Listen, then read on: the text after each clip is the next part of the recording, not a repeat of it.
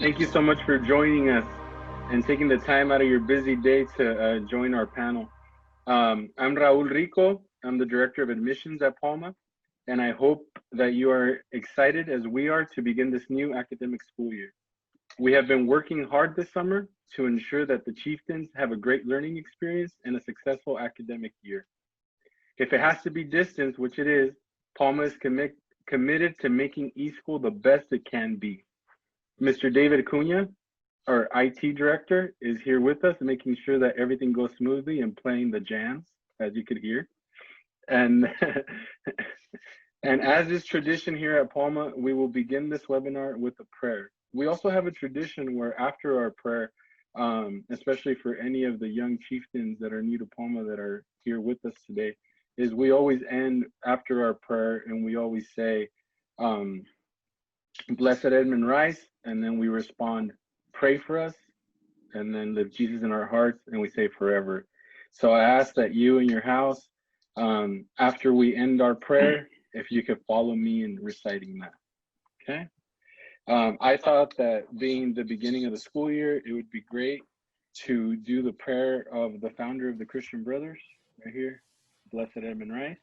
So I will go ahead and read his prayer. So in the name of the Father, the Son, and the Holy Spirit. Amen. Amen. Oh God, we thank you for the life of Edmund Rice. He opened his heart to Christ, present in those oppressed by poverty and injustice. May we follow his example of faith and generosity. Grant us the courage and compassion of Edmund as we seek to live lives of love and service. We ask this to Christ our Lord. Amen. Amen. Blessed Edmund Rice. Pray for us. Pray for us.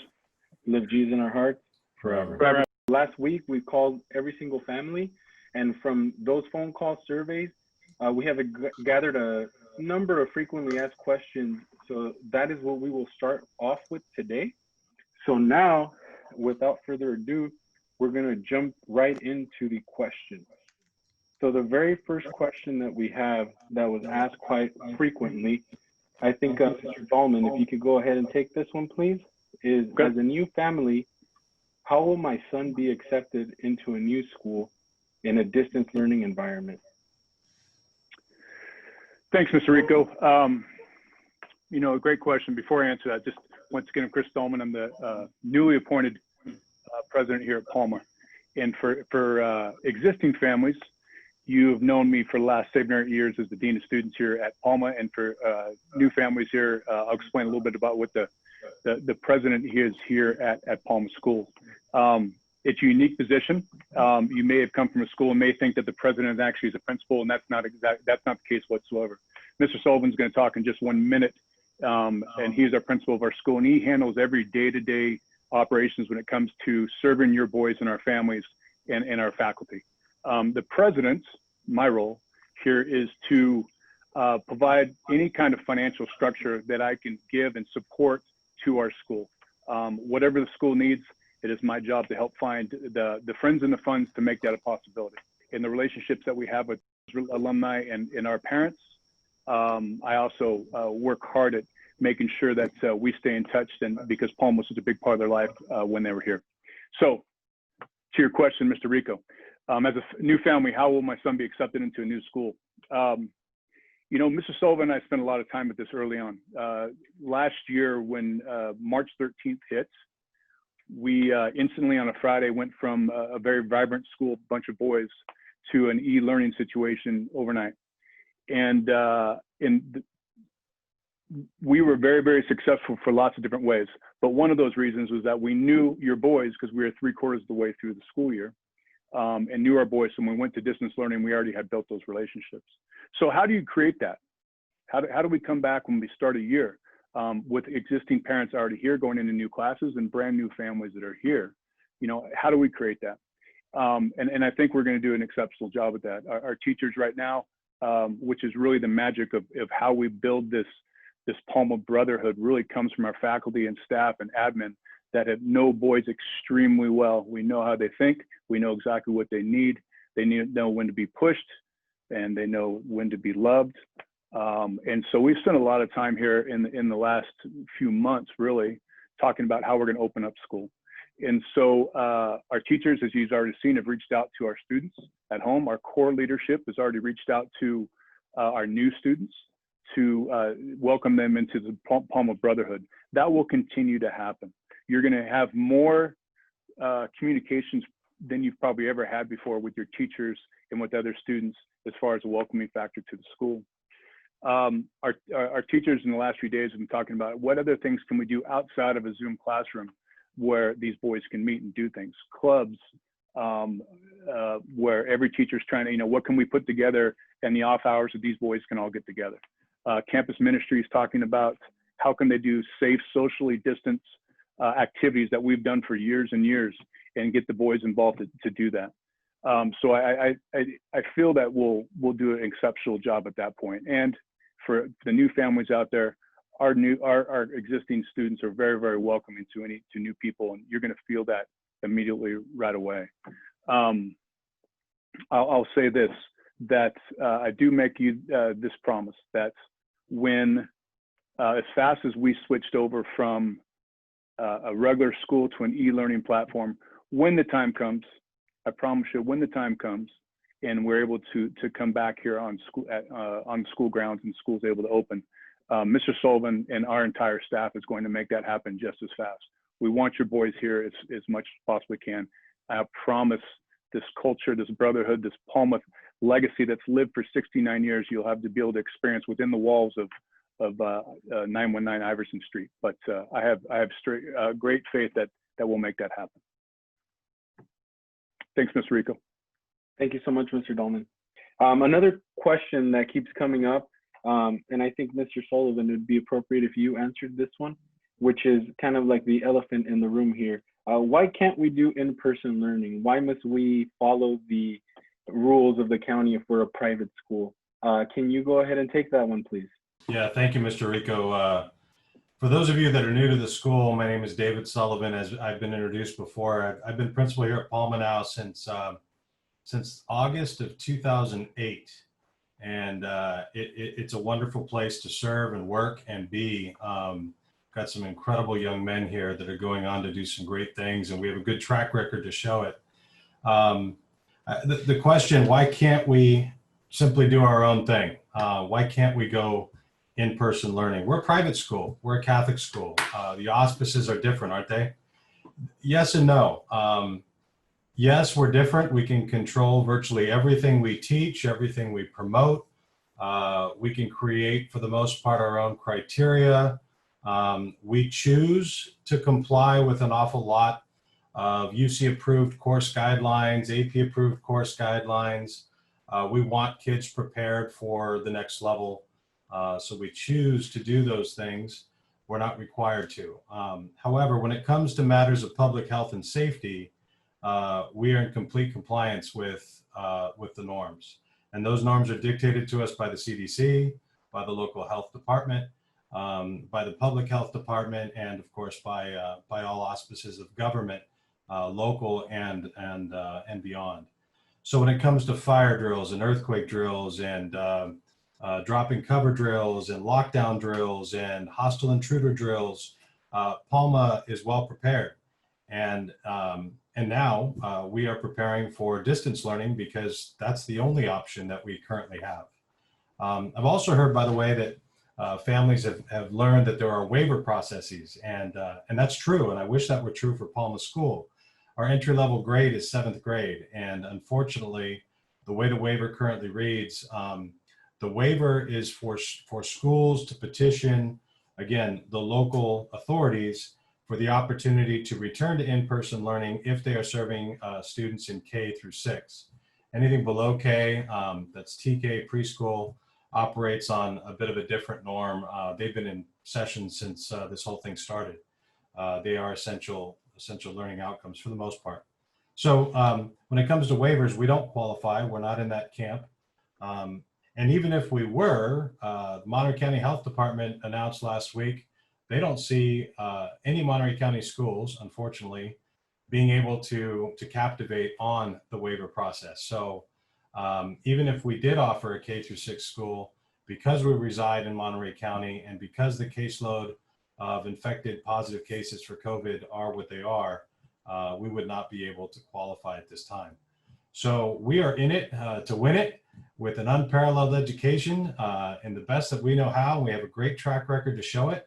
And we're improving on that track record. We've had a great few days here at school with our teachers, capitalizing on what they've already been doing in terms of professional development over the last couple of months. And confidence is very, very high that we're going to deliver a product that we can be proud of and that your boys will be proud of. We were one of the few schools over the last spring semester that had graduates actually earn their diplomas. And they worked hard for it, and we lightened our restrictions to a certain degree, but we certainly didn't do pass-fail. And our kids are going to be prepared for the next level. So hope that answers that question. Thanks for asking it. Thank you, Mr. Sullivan, for that. Mr. Villarengo, we have a question from Anthony Giamonco. And his question, I think, would be appropriate for you. How quickly will Palma transition back into in-class learning or in-person learning once Monterey County is off the watch list and back to school is approved? Thank you, Mr. Rico. Once again, I am Rob Villarengo. I'm Vice Principal. Just to give a little overview of my role here, as Mr. Dahlman and Mr. Sullivan have done. I oversee curriculum, I oversee scheduling, many other aspects. You should have been receiving emails from me frequently throughout the summer with updates. I sent one last week, and I even sent something today that I'll talk a little bit more about in a bit. But in regards to the transition question, how quickly we can transition back. The schedule we've designed was designed with going remotely in mind and also with hybrid learning in mind. So if we were allowed to come back with just guidelines of having 6 feet of distance, limited numbers, we can use that exact same schedule that students are already going to be familiar with to transition back as quickly as possible. We do not have to reinvent the wheel here.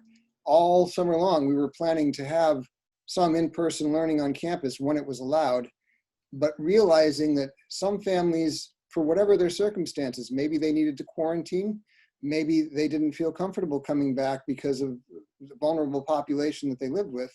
So the schedule was designed to accommodate both remote instruction and in-person instruction. So what I'm saying is we can transition back as quickly as it's permitted and safe to do so. I imagine because of the planning and the size of the school, we'll be a lot more nimble in doing so than a larger school would be. So as quickly as reasonably possible, once, as Mr. Sullivan said, the guidelines allow. Currently, they do not allow in-person instruction until 14 days after the county has been off the watch list. And since the numbers are only going up right now, there doesn't seem to be that happening relatively soon, but when it does happen, we can transition quickly. Thank you so much for that clarification, Mr. Villarengo.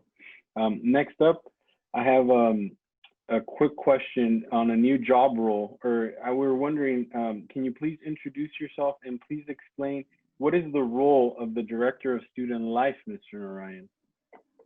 Thank you, Mr. Rico. So as the newly appointed Director of Student Life, I'm actually kind of giving my introduction and also answering the question in itself.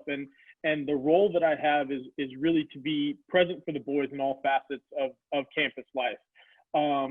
Some of those things will include, I'll be the director of the ASB and class officer positions. I will direct campus activities. I'll be the director of activities, and I'll handle any kind of student affairs that may come up throughout the school year. That would consist, but it's not limited to, lost and found, lockers, communication with parents and students about anything that's taking place on campus regarding our campus culture, the life that we have going on here, clubs, things like that, and any other student issues. So I'm, in a lot of ways, I'm taking over some of the roles that Mr. Dahlman had held in his previous position as Dean of Students, and still holding the responsibility that I had with the Director of Activities as well. So we're kind of blending those two roles into one, and I'll be handling those issues with you. And I'm excited about the opportunity to work with all of our returning students and getting to know our new students as well and new parents as well, because this place it's a wonderful place. I've been here for, a long time. I graduated from here, and I'm excited to serve our boys as I've done in the past. So thank you. And while we have you on here, I've been getting a couple of questions in regards to what is the dress code going to be for virtual classes? I know that's kind of right up your alley. So if you could go ahead and take that one before we move on to Mr. Bishop. I saw that pop up, and dress code is always a big thing for our students, for our boys. As far as it goes, students are not going to be required to be in polo shirts online. What we do ask from our boys is that they come prepared and have some semblance of a routine throughout the day. So, for example, they may wake up with time to take a shower, have breakfast, put on an appropriate shirt. Maybe it's a polo to prepare them for when we do come back on campus. And so we have that available, and it's an appropriate shirt. They're sitting in an appropriate space inside the house, ready to participate within our class with no distractions. They have no backgrounds that would be a distraction or noise or anything of the like. We're asking that students set goals for themselves. It's no different than being on. We want them to have that same ideal of building themselves and having these goals throughout the day, throughout the school year, as long as we are online. We want parents to be involved, asking questions of their boys. If they need to send emails and be a presence in your son's learning from home, just like you would be if they were on campus. And all of those things we consider to be what it is to be a Palma gentleman. And that is what we are asking for our boys, is that they've come, as I explained there, as Palma gentlemen to their classroom, whether it be online or whether it be present in the classroom. Thank you so much, Mr. Narayan. We have another question here. This one is for Mr. Bishop here, and it reads, how do I sign my son up for sports when that time comes? Can you go ahead and take that one, please? Sure. Thank you, Mr. Rico. Once again, my name is Mr. Bishop. I am the athletic director here for both high school and junior high sports. When we get back to even we're not playing sports right now. There will come a time, hopefully soon, that we will get back to playing sports. In direct answer to that question, we have an online program that makes it easy to get all of the paperwork turned in and the appropriate information that I need to get your son signed up for sports. And just to let everybody know, I'm going to have a athletics specific only webinar in September that we'll advertise. We'll do it kind of in the same format, and I'll really dive into how to sign your son up for sports, when sports are actually start up again, what the fall will look like from a conditioning standpoint when we're able to get back into that, and just all of the changes that have kind of been thrown at us, both high school and junior high. So that's is going to be an entire webinar in itself. So I've answered that question. It's fairly easy to sign up online, but I'll go into more detail when the time comes. I will now, for those of you planning on playing sports, go ahead and schedule to get a physical. So you haven't and it's done. They're good for a year, and don't wait on our webinar in September. If you can do that, I'll go ahead. So thank you very much. I look forward to meeting your sons here in the future. We have a question here. I think this one would be for Mr. Villarengo, and it reads, we received Joseph's class schedule today. Can you please, which days are considered regular days? The general schedule that shows red, gold, and flex. Can there be more clarification on the schedule?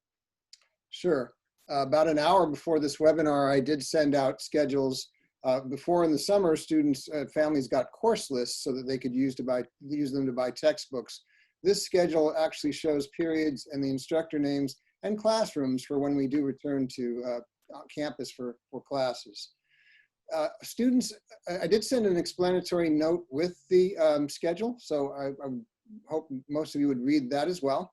But just to explain briefly, red days are Mondays and Thursdays, and gold days are Tuesdays and Fridays most weeks. What that means is on the red day, when you look at the schedule, periods 1, 2, and 6 will meet on the red day. And then on the gold day, periods 3, 4/5, because when they're here at campus, period 4 is a high school period while the junior high have lunch, and period 5 is a junior high period while the high school have lunch. We don't need to deal with those logistics in a remote schedule. So period 4/5, they meet, 3 and 4/5 meet on the Tuesdays and the Fridays in the morning, and then in the afternoon, then is period 7. Also on Monday and Thursday, there's a 0 period that meets at 7:30 to 8:55. There are not a lot of students do that. There's a few electives that run out there. So you would see that labeled on 0 period. And then there are a couple of evening classes, and instructors will be communicating directly with students and families about the meetings for those days. That they're going to start on Monday, August 24th, while the first gold day is August 20th, and the first red day. The first red day is August 20th, and the first gold day is the following day, the 21st, that Friday. I also saw that there was a question about the break between classes, the 5-minute break. We've been talking about the last few days about how to really structure the Zoom classes so that there isn't Zoom fatigue, about mixing up the activities, about allowing break time within the 85 minutes. And even at the end of class, perhaps the students will, one of the calls in the surveys we sent out over the summer was more opportunities for students to meet individually with teachers. So by extending the expectation that the teacher's available for the 85 minutes, perhaps the class could end and the students could be sent off to have a break or do their homework at the 75-minute mark, and the last 10 minutes are to meet individually with students. So please understand that's the meeting time of the class, the 85 minutes, but it's going to be structured to allow for breaks both within and toward the end. And then of course there is an hour break for lunch between the 2 morning classes and the 1 afternoon class. As far as the flex day, again, trying to explain a little bit more about that in our frequently asked questions page online, and also in the email I sent with the schedule. That day is for a combination of asynchronous learning for those students that can enjoy that privilege and show that they're responsible, or another opportunity for students to meet individually with teachers during those scheduled office hours. So yes, on the schedule, it's called regular day. And when we returned to in-person classes, we typically had 6 classes a day, and that would be a regular day. But the flex day schedule is following that, that period structure, so that you'll know that if you have questions about your son's period 3 class, the teacher's available during that time to meet. Some teachers have also, with enough notice, would ask their classes to come in or specific students to come in to review.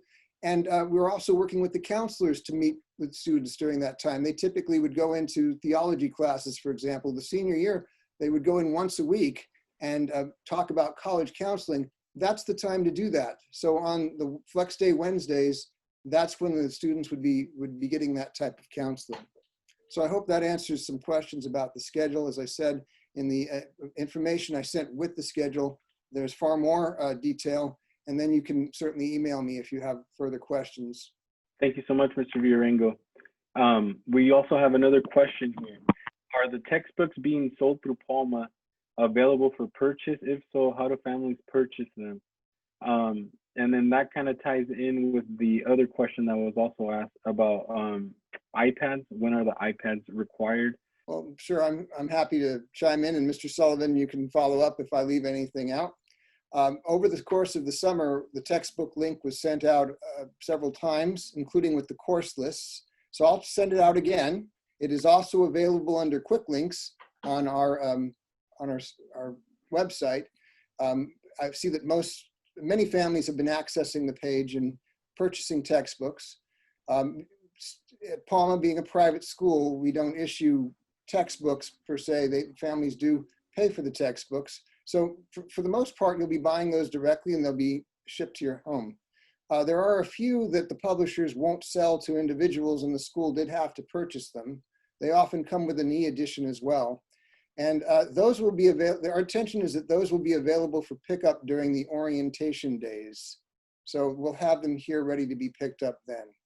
If I could just add, Mr. Villarengo is saying yes, that the book list is available under quick links, and he's already sent those out to you.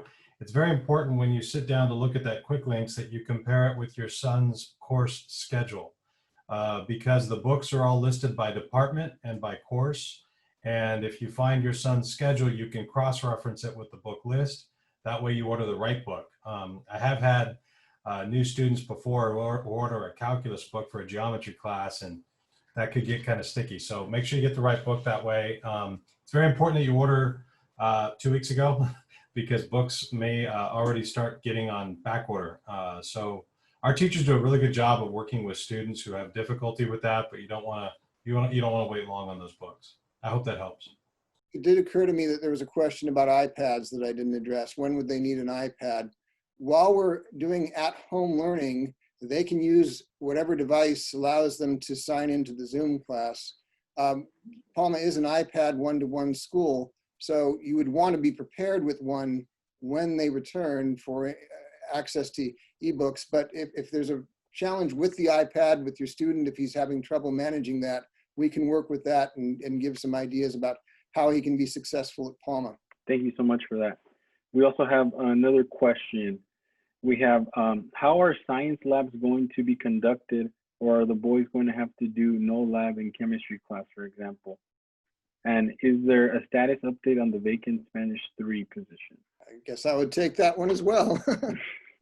So how are labs going to be conducted? Creatively, there are certainly most of the science books come with an online portal that have virtual labs. We'll be using those for the time being, but our teachers can get creative and do labs with items around the house. Nothing explosive. We won't ask for anything explosive, but they are exploring the science department creative ways to do labs for the time being.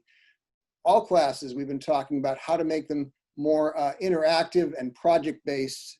There is no intention that classes are going to be 85-minute lectures that students are simply listening to and then taking multiple choice tests. I think if there's any positive benefit to this situation that we find ourselves in, it's the flowering of creativity that I've seen in our teachers as they work for diverse ways to reach our students. And this is really what's setting Palma apart. You're going to see that creativity and that personal attention in the instruction that's coming up. There was a second part of that question, Mr. Rico. What was that? Oh, it was about the Spanish teacher. Yeah. We have about a dozen applicants that we are in the process of interviewing. So I thank anyone who sent us leads. We've been pursuing leads as well. We have every intention that that position will be filled by the start of classes on August 20th. To add to what you were speaking about our teachers and how much of an amazing job they've done and the hard work that they're putting in the summer, doing all the possible training, all the possible trainings they can in order to give every Palma student an enhanced experience and set us apart. I do have a question here that I think would be appropriate for Mr. Sullivan and Mr. Dahlman, and that is, some private schools are reducing tuition costs for online schooling. Will Palma follow this process? Wow, to be honest, I hadn't thought about that question until now in terms of being able to answer for it, but I would like to say this. I know that public schools are providing remote distance learning for their schools, and to date, I don't think anybody's asking me to pay less in my taxes for next year. I think we are providing the kind of product at Palma that's going to require our teachers to go above and beyond in-person learning. I mean, in-person learning is the desired option for not just for your families, but also for us, because frankly, it's much more organic to communicate in person than it is to be able to do it through a screen. So to that end, our teachers have worked really, really hard.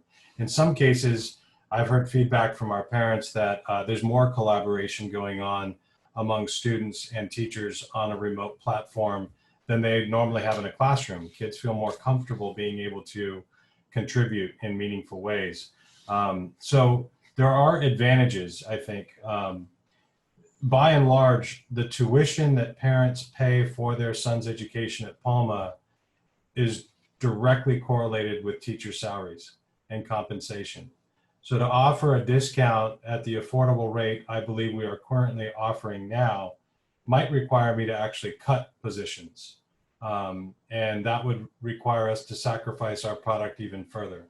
I don't think we're in a position to do that.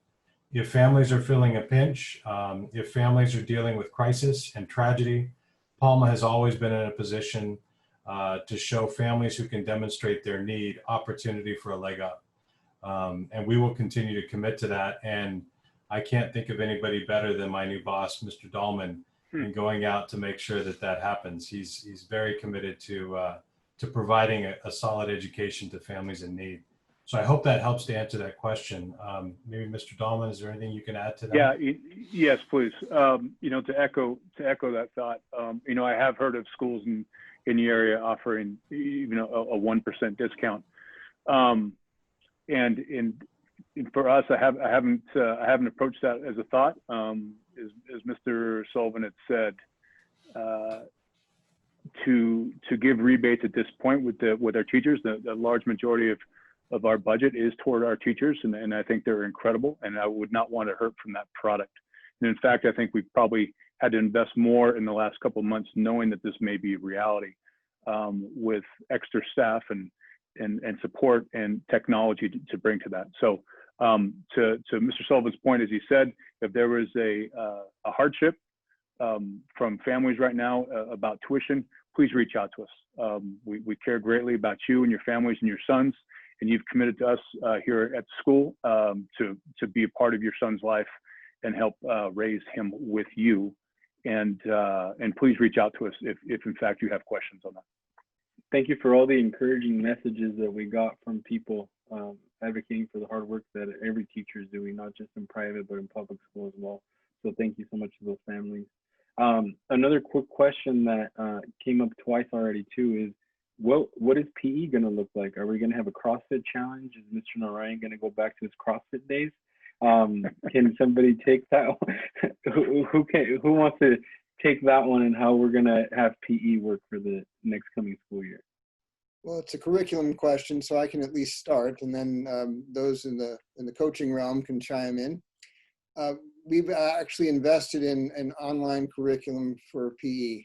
Mr. Carnazzo is the head of our PE department, and he and the rest of the PE teachers have been planning over the last few days exactly how that's going to look.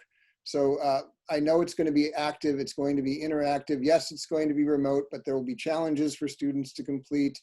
We are going to get them, it's an opportunity to get them away from the screen. So please look for more information coming soon. It's not just going to be a free period for students. So if anyone else would like to chime in Mr. Bishop, I know you've been part of the planning process. Yeah, so we won't do anything with PE closes and PE locks as of yet. As we get closer, and we're obviously monitoring the situation, and it looks like we're going to get the opportunity back on campus. I have a plethora of PE clothes in stock, so the turnaround time will be quick. You'll get something from me as we get closer to turning back on campus, so kids can get those, because obviously. Same with the polo shirt, we're not going to require your sons to be in PE while they're distance learning PE. Also, Mr. Rico, we have discussed with some of our teachers about the possibility of clubs being a part of that and getting kids active through Zoom in clubs and doing different workouts as well. So that is in the process of working its way out. Whether I lead it or some other CrossFit certified faculty members do, it's up in the air on that, but we are working to definitely, we want to take in the physical aspect of our ISOs on campus as well, and that's another way to do that through clubs. Thank you all so much for that. Mr. Sullivan, a quick question for you. Will Parents Club be meeting via Zoom this next coming year? Yes. Access to the calendar shows Parents Club meetings. Those were submitted. I'll be honest, I need to reignite conversations with our executive cabinet with Parents Club.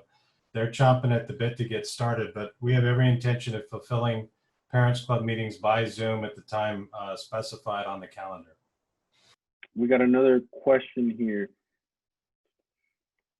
My son is currently signed up for symphonic band. Will there be any virtual outlets for these boys to perform at some point this fall or even the spring if the football season is delayed? Similar questions for Jazz in this case. He wants to try out for both of those classes. Mr. Uccello, has been our band director for a number of years. And one of the, again, I hesitate to say that it's a benefit or of the situation, but he was going to leave us, but because there aren't as many opportunities for, in-person performance, we're blessed with his presence for another year. And he's been actively planning how the band classes are going to work. They are going to continue to meet. He's already emailed me some proposals for days. He's been dialoguing with me about plans. So if you're interested in the music program, I would definitely encourage you to reach out to him directly. His contact information is on our webpage, Mr. Uccello, the band director, and he can explain to you exactly what the program is going to be. They are going to look for opportunities for performance, for practice. Certainly it's a little far to project into the spring what opportunities might be, but we'd like to see these guys come together and perform before the year is over, that's for sure. And to add to that, we had a Disneyland trip where kids were going to perform, among other schools, down in Southern California this past spring, which obviously did not happen. We negotiated with the company to defer that particular trip to the coming spring. So right now on the books, we already have a concert performance that is scheduled to take place. I think it's in April of 2021, God willing. So, and we are very grateful to the seniors in that group who donated the cost of what they took care of there. They gave that donation to future kids to be able to contribute to that. So it'll be, that trip will actually be a deferred cost and less money for students who have to do a little bit more affordable trip. So I hope that makes sense. We have another question here. How will you, or how can you give tests when teachers can't monitor students? This seems to be a tricky problem. Academic integrity is going to be a real focus of the first days of class and even beyond. I've been talking with the teachers that we're not going to dive in with instruction on day one. We're going to be setting the scene for robust learning for the year. So hopefully buy-in is going to be a big part of it. But again, teacher creativity, which I already discussed, is going to be a big part of it. If it's just a test that you can ask the answer for to the guy next to you or to the person you can text, that's probably not the most valid way to assess under these circumstances. So there are other ways, project-based learning, inquiry learning, performance standard-based learning, where they just are showing that even one-on-one conversations, just so that they can explain their understanding of the concept. We are aiming for deep and lasting understanding of the core key concepts, not a lot of busy work or tests that you can cheat on. Now, the flip side, if there is an academic integrity issue, it usually is readily apparent because the work is either it doesn't align with the expectations, or perhaps the student can't explain the logic behind his answer. And then we will follow up with that. Teachers will be contacting home. We do have an academic integrity process that we follow where they're documented, and if the students accumulate enough of them, there could be consequences. But we aim to prevent that by having robust conversations about integrity and buying into that process so that students feel that internal value of doing well and doing to the best of their ability. You know, Rob, to that, can I add to that point? It's a great, the question is right. Is it difficult to monitor this from a teacher in a classroom with 30 boys who are online? It absolutely is. But I also look at it as an opportunity as a parent right now to be able to talk to your son as we talk about academic integrity, and talking with your sons about just doing the right thing, especially in the face of maybe when everyone around you may not be doing that. Those are great opportunities to have conversations with your boys about that. And going to Mr. Villaringo's point, you know, we do have a process that we'll go through, but, you know, talk about it early with your boys. Say, hey, this is going to be a reality. This is going to happen. You're going to be offered this. How are we going to handle this? Those are great conversations to have on the front end, and how your son handle these hurdles as they come at them. So, you know, sometimes with difficult situations, we have great opportunities to do this. So I recommend that you have conversations with your son going forward. Mr. Villaringo, we have a question for you specifically. You were pointed out on this one. How will orientations work? Do I, as a parent, need to come with my child? or how long will my son be here for orientation? The orientation schedule was pushed out last week. We'll be pushing it out again. Probably need to reconceptualize what you're thinking about in terms of orientations. It's not that we're going to have them assemble in a hall and talk to them for a while. There's certainly value in doing that, but it's not possible under the current circumstances. You'll notice that the orientation timelines have been broken up by groups, by last name. So please look at when your last name is scheduled to come to Palma. The entire thing will be outdoors in our parking lot. We invite families to come park. We'll have a physically distanced line, markers for them to stand, to go to different stations for meet and greet, for distribution of materials such as the school ordered textbooks.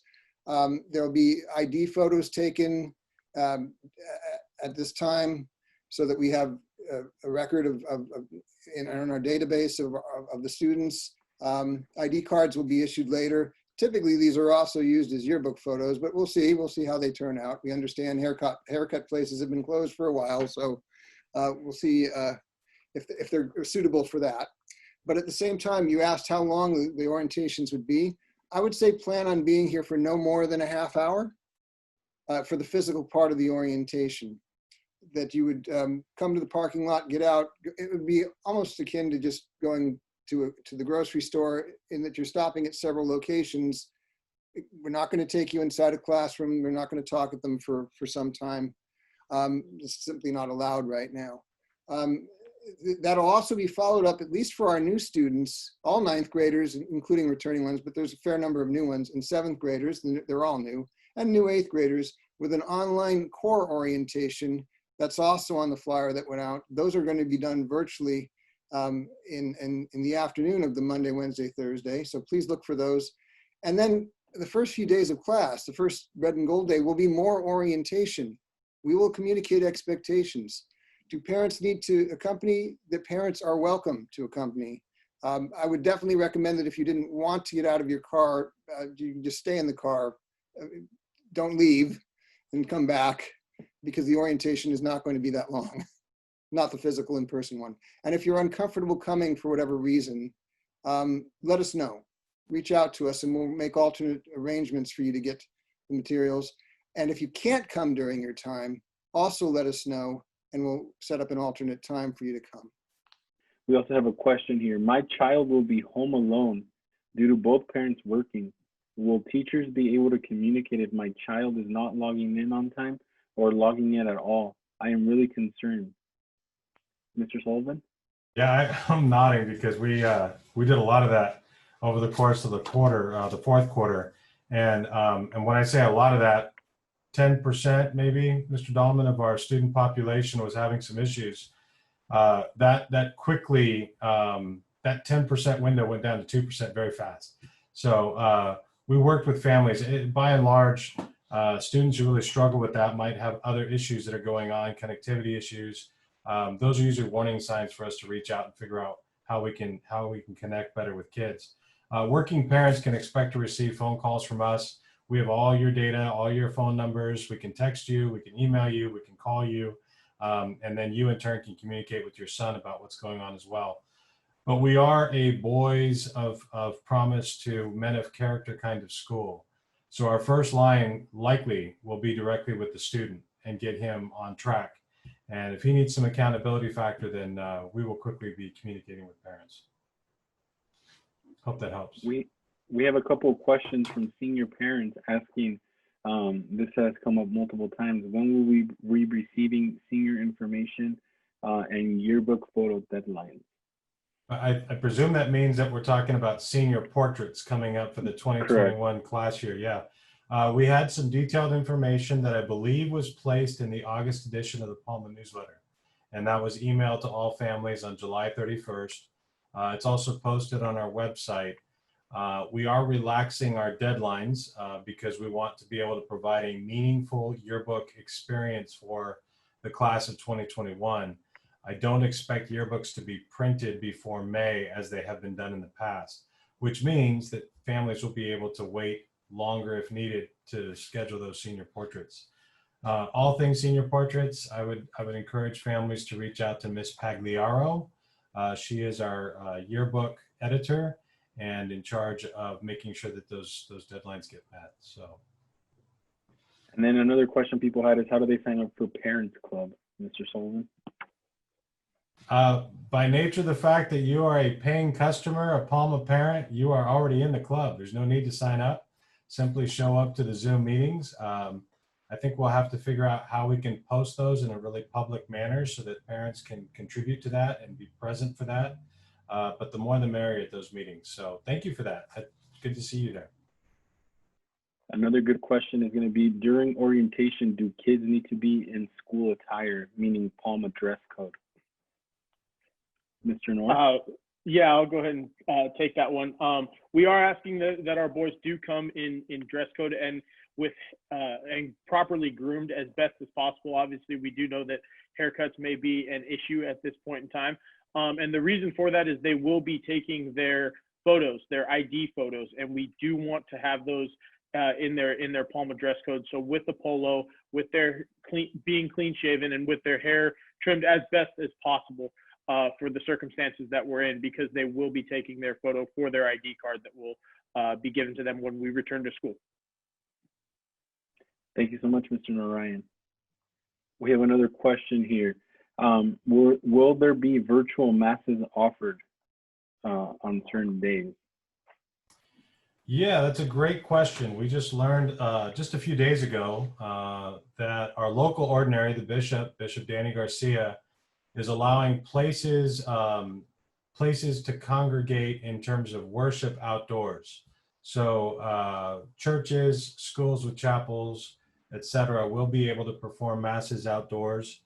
We're excited by that. Of course, there's a lot more ramifications to that, parameters that we have to keep. Students will still have to be 6 feet apart. Masks have to be worn. We have to be very methodical about how we cohort arrival and dismissal times. So with all those particulars in play, we don't currently have something scheduled. Thankfully, the first Holy Day of Obligation isn't till December during the middle of the week. So we hope and pray that families will continue to go mass virtually as they are right now, or however they're doing it in their places of worship. But in the meantime, if parents were to access the campus ministry portion of our website, they would see that we have a link direct to San Carlos Cathedral. And there will be daily masses offered there by people like Bishop Ryan, Bishop Garcia, Father Ron Shirley, Father Patrick Dooling. I know I'm missing the pastor's name, great guy, Irish broke. They celebrate Mass on a daily basis, and we're hoping to encourage students to attend that virtually so that they can continue to nurture that. We've got some exciting service opportunities coming up too. Mass is very important in terms of worship, but putting that worship into practice is as important. And so we will have some exciting opportunities coming up there through campus ministry as well. For the older students who can drive, or for those students who have parents who can drive them with them. So stay tuned. There's a lot of good stuff coming up. Mr. Villarengo, question for you. Can a family substitute PE with our own exercise training locally? Well, that's something I'd have to look into. I can't answer. That's not a question I've considered before. As I said, we do intend to have a meaningful PE curriculum. So any additional exercise I'm sure is beneficial, but to get credit at Palma, students have to participate in our program. I did see another question about PE 9A asking about athletic credit. So if I could just dovetail and answer that. Because we don't know the status of athletics going forward, we anticipate they'll begin in the second semester, but things could change. Ninth graders are enrolled in the PE class this year. It's expected that they're attending that class just to ensure that they have the credit necessary. Half of them will be taking it this semester, half of them will be taking it next semester. That's alternating with health, and you'll see either the health or the PE class on your son's schedule. The second year of the PE requirement, a new change that was instituted this coming year that kind of got lost in the shuffle a bit because of the the other circumstances, is that the second year of the PE requirement will be fulfilled for grades 10 through 12. Grades 11 and 12 have already filled it because they took 2 years. But this is new for grade 10 and going forward, grade 9 as well, that a year of athletic participation, any year, 10, 11, or 12, will fulfill the second year requirement now of PE. If a student chooses not to participate in PE and in athletics here, the other way to earn that credit is to take a PE, health or PE elective their senior year. So this is a way to streamline our schedule a bit in a way that I think is the best interest of students. You see that the E-classes are starting at 9 now. When we go back to in-person, we were still going to start them at 8:30, finishing around 2:35, and have been able to remove the 8th period to have a standardized start and end time that I think is going to allow for a more relaxed morning for students. I think that's in their best interest. We know that teenagers are often nocturnal, to allow for fewer early dismissals from the period 8, which many students were seeking to avoid anyway. So by moving the second year PE requirement to athletic PE, it's going to allow for that. 10th graders, if they can't do it this year, can do it 11 or 12. Whatever year that they participate in sports will count for that second year of PE credit. But all 9th graders will be taking PE this year. Thank you, Mr. Villarengo. While you're still on here, we have a question about schedules and when can people request schedule changes? Well, that was actually in the information I sent out with the schedule today. You can request schedule changes by contacting the guidance counselors for the high school, A through K, Mr. Giamanco, or L through Z for Miss Short. So send them an email, give them a call. I'll handle middle school changes myself. So if you have any schedule requests, please do read that schedule, the information that came with the schedule today that was sent out around 4:30 today, and you'll see how to request a schedule change. Schedule change depends on availability in the class, that the section isn't impacted, and that it coordinates with the other courses in the student's schedule. And they need to be requested by August 28th. So you've got just over 2 weeks to explore that. We also have a big time football coach here with us today, Mr. Jeff Carnazzo. And he's letting us know that the PE program will be using an app called Plat4M. So if you want to check it out, it's PLAT4M, and that he says it's very excellent, and that's what the PE department will be doing. So thank you, Mr. Carnazzo, for that. And a question that we have here is, Mr. Solon, maybe you can answer this one. Has there been any consideration of substituting confirmation class for theology class? God bless you. If we could do that, a lot of things would change for us. I'm not sure if I'm interpreting the question correctly. Confirmation classes per se are the workings of the church, and they are under the auspices of our local ordinary, Bishop Danny Garcia. I think I've been arguing for 18 years with the diocese, pleading is a better word. Would you please allow our Catholic secondary schools to finish the sacraments of initiation with confirmation in their schools? And I've been unsuccessful since. If the question is saying, can we just bypass theology and allow students to be in their parishes in confirmation programs as a substitute for theology, I would take exception to that, simply because as a former confirmation director working at Madonna del Sasso School with 170 kids in a 2-year program, there's no way that confirmation class, getting together weekly or biweekly even, comes close to the kind of theology instruction that we offer to our students on a day-to-day basis here at Palma. It just doesn't, it doesn't meet the requirement, in my opinion, which is, by the way, the reason why I think confirmation should be offered in our schools. So if the parent asking that question, please help me petition the diocese. We need parents to let our bishop know that they want these sacraments to be done here in our school. As a parent of 3 boys in a Catholic elementary school, it's very important to me that my boys have an opportunity to practice their sacraments and to be given those sacraments right there in their own Catholic elementary school as well. So as a parent, I really understand the argument, and I'm supportive of it. So if you have more thoughts on this, parent, please email me. I'd love to help you with it.